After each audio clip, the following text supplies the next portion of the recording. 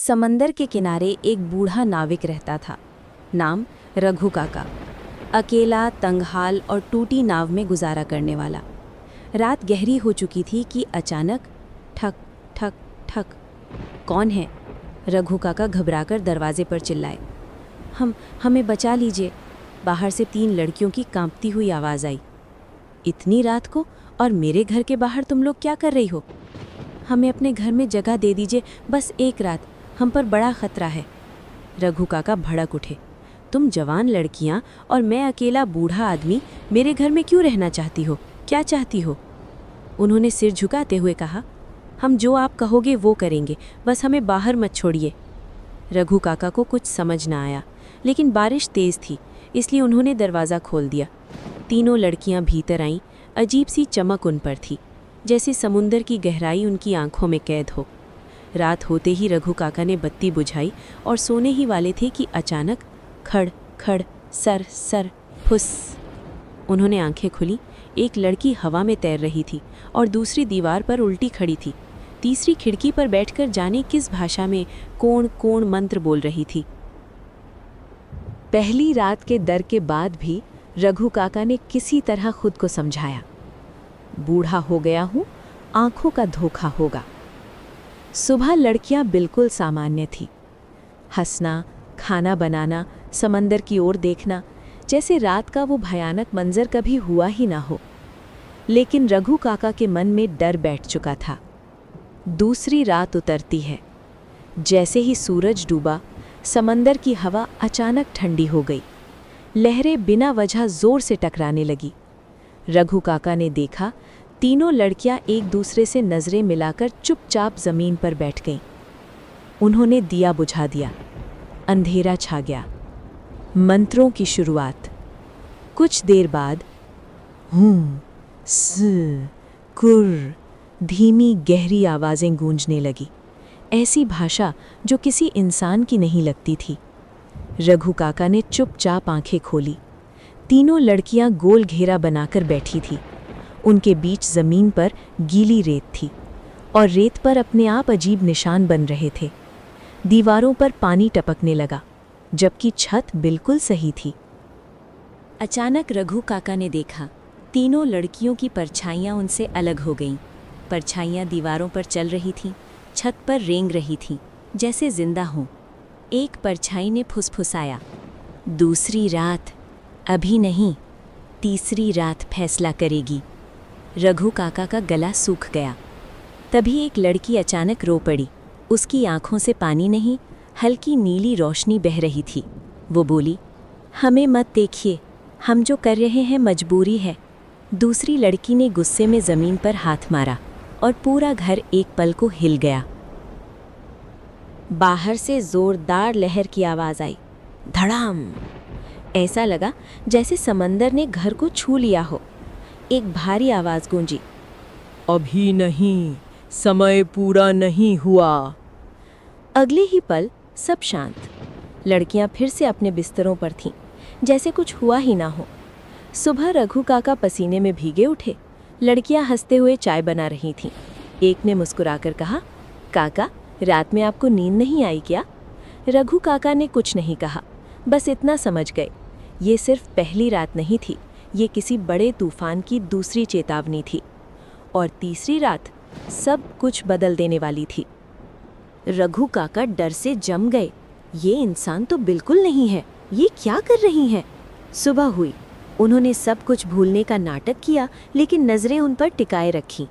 लड़कियां ऐसे पेश आती जैसे कुछ हुआ ही न हो।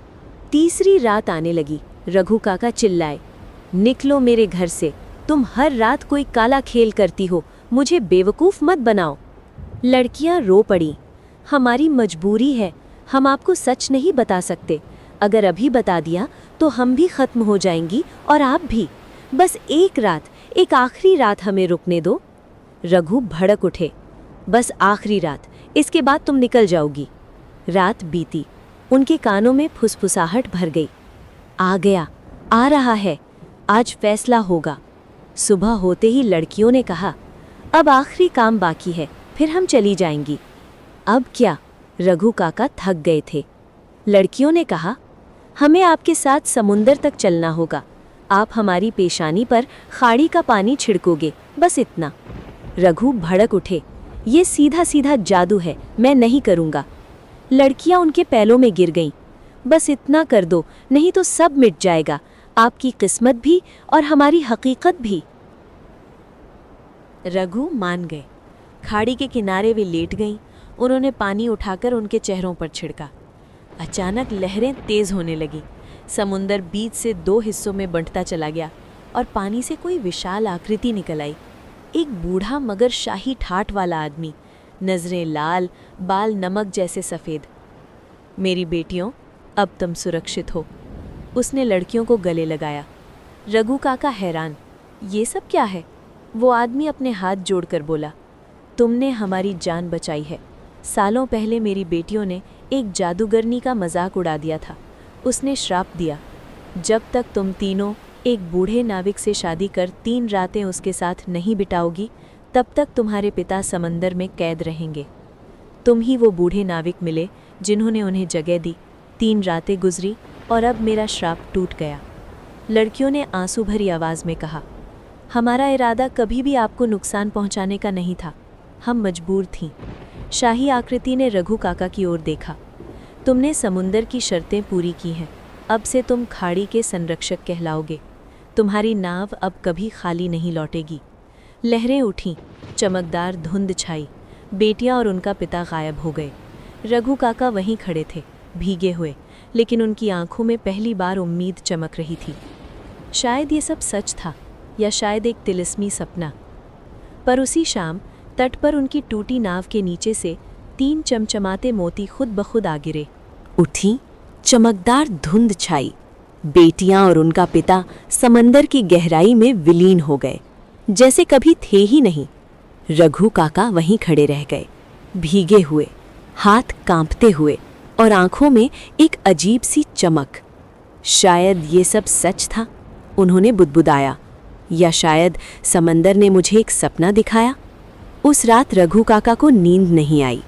हर बार जब हवा चलती, उन्हें लगता कोई दूर से उनका नाम पुकार रहा है, रघु काका। जब उन्होंने बाहर झांका, समंदर शांत था, पर लहरों में हल्की नीली रोशनी नाच रही थी, ऐसी रोशनी जो पहले कभी नहीं देखी थी। सुबह होते ही काका अपनी टूटी नाव के पास पहुंचे। नाव जो सालों से उनके लिए बोझ बन चुकी थी, आज अलग लग रही थी। लकड़ी मजबूत, रस्सियां खुद ब खुद सधी हुई और तख्तों पर नमक जैसा चमकता निशान। उन्होंने जैसे ही नाव को हल्का सा धक्का दिया, वो बिना अटके पानी में उतर गई। रघु काका की आंखें भर आईं। उस दिन रघु काका मछली पकड़ने निकले।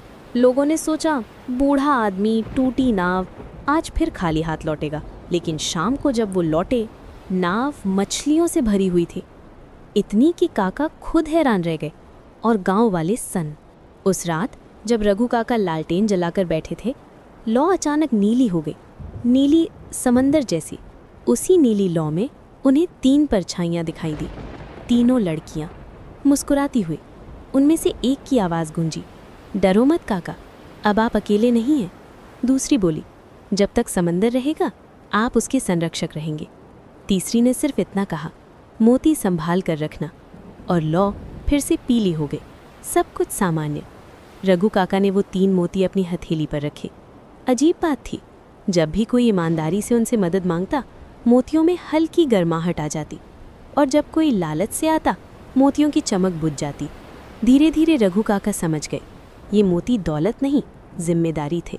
अब भी कभी कभी तूफानी रातों में जब समंदर उफनता है और लहरें जोर से टकराती हैं, लोग कहते हैं एक बूढ़ा नाविक खाड़ी के किनारे खड़ा दिखाई देता है, नीली लौ वाली लालटेन हाथ में लिए, और जो भी भटके हुए को देख ले वो कभी डूबता नहीं, क्योंकि रघु काका अब सिर्फ नाविक नहीं थे, वो समंदर के संरक्षक बन चुके थे।